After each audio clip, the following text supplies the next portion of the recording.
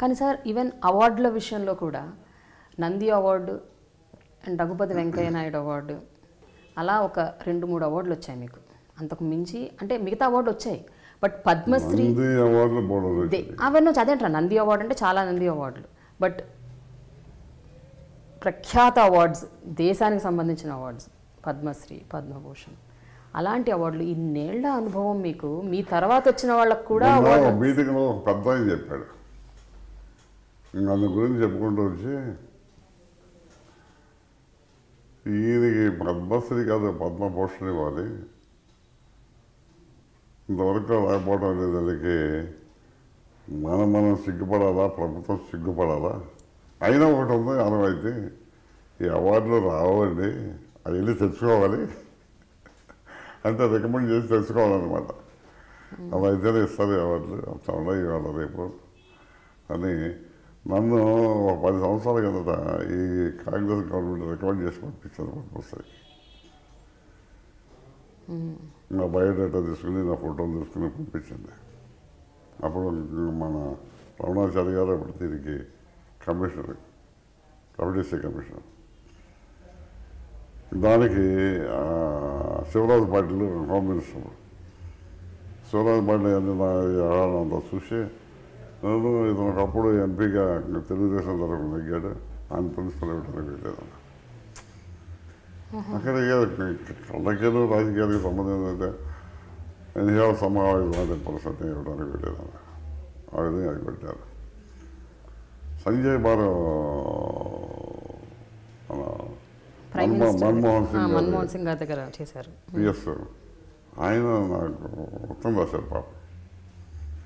కాబట్టి వచ్చాను గారు నేను సంజయ్ బారు వస్తున్నానండి, ఇన్ఫ్యాక్ట్ నేను మీ ఫ్యాన్ అండి, మీరంటే నాకు మహా ఇంట్రెస్ట్ తెలుగు ఫీల్డ్లోను, మీకు అన్యాయం జరుగుతుందండి కదా, నెక్స్ట్ ఇయర్ నేను ఎందుకు రాదు చూస్తానని నెక్స్ట్ ఇయర్ ఆయన ట్రై చేశాడు.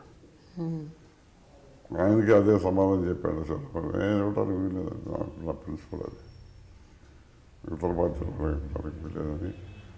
దీనికి రాజకీయాలకి దీనికి సంబంధం ఏంటండి? కానీ తప్పు కదండి, వివిధ రాజకీయ పార్టీల్లో ఉన్న వాళ్ళు ఎంతోమందికి వచ్చాయి పద్మ అవార్డులు వచ్చాయి.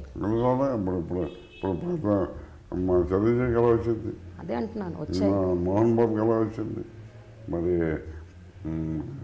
మా ఇతనికి బ్రహ్మాండానికి వీళ్ళందరికీ ఎలా వచ్చినాయి? వెనకాల భాగ్యరావు ఉంది, మనకు అది లేదంతే. ఇంకా పొలిటీషియన్స్ లేదా ఫండ్స్ ఏదో ఆ సెంట్రల్ వాళ్ళు ఏదో సమ్ హెల్ప్ ఉంది వాళ్ళకి, నాకు ఆ హెల్ప్ లేదు. ఏదో ఒకటి అనుకున్నాను. వీటన్నిటికంటే హయ్యెస్ట్ అవార్డు ప్రజల హృదయాల్లో చెరగలుస్తాను, అంతకంటే మించిన అవార్డే ఉంది, అంతకంటే మించిన అవార్డు. ఇది అంటే 3 అలంకారాలుగా పెట్టుకుంటాం. పద్మశ్రీ వచ్చింది నాలో మర్చిపోతాం. ఇది చెప్పండి మరి. కరెక్ట్. రాకపోయినా కూడా నాకు బాధ లేదు. అసలు రాకుండా ఉంటే మన కొత్త పబ్లిసిటీగా ఉంది. కాబట్టి మీ సాధ్యత మీకు రాదు అందరూ అడుగుతాం, వస్తే అడిగేవారు కదా ఎవరన్నా. అలా అడిగినప్పుడు ఎట్లా అనిపిస్తుంది మీకు? అందుకనే బాగా నిజంగా రాకపోతే బాగుంది అనిపిస్తుంది నాకు. అందుకు అడుగుతాను, ఈ విధంగా పబ్లిసిటీ పడుతుంది మనకి.